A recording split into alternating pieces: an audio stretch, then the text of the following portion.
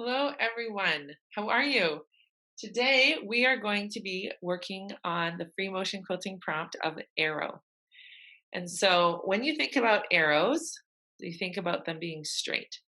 So, sometimes with straight lines, it's a little stressful because we can only really accomplish doing a very straight line with a ruler. But guess what? There's quilting rulers.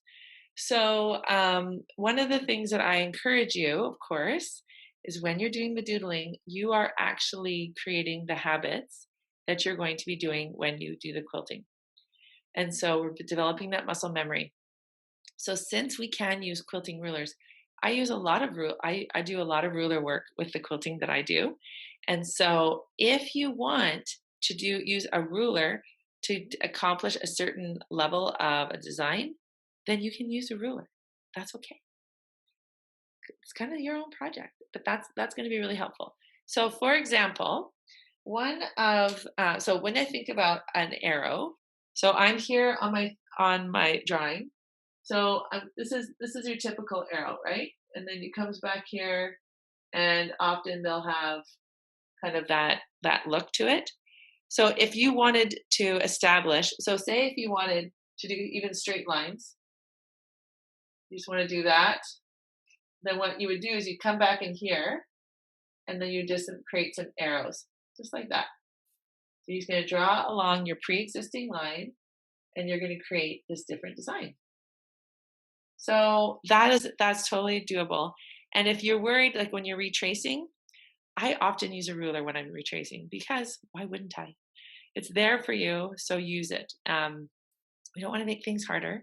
We want to quilt smarter, right? We want to have more time having fun. So if that retracing is going to help you using a ruler, use a ruler.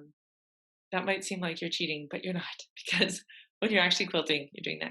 So whether you're on a domestic machine or on a long arm, you can use that. Just remember about the ruler foot.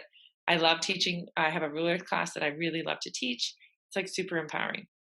So what you're doing is I've drawn my rectangle. Now I'm drawing these lines. Okay, so I haven't lifted my pen. I'm creating all of this. I come over here and then I'm just going to come along here and I'm doing kind of the arrow design. And then this is a little bit like a herringbone as well. So you see here how I'm just traveling along here. I contributed to a book, 180 plus doodle designs with Martingale, and this is one of the designs that I use. But this is inspired by an arrow. So you see how when you're creating this design, you're just flowing along. So that is just that is just one arrow design, design that was inspired by arrows.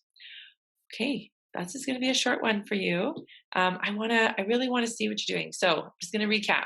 So this is a basic design of an arrow.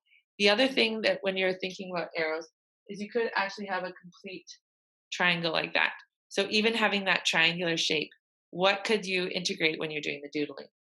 So think about the basic shape, think about the elements that are in that shape. And then you could have a continuous design like that. I'm saying you're allowed to use rulers. And then this is another design that's going to incorporate those design elements in that ruler. Again, I love when you share all your designs. Please use the hashtag Dara Doodle Challenge. It's going to be so fun to see what your brain is going to do as you just allow yourself to just create. All right, I can't wait to see you tomorrow for tomorrow's challenge.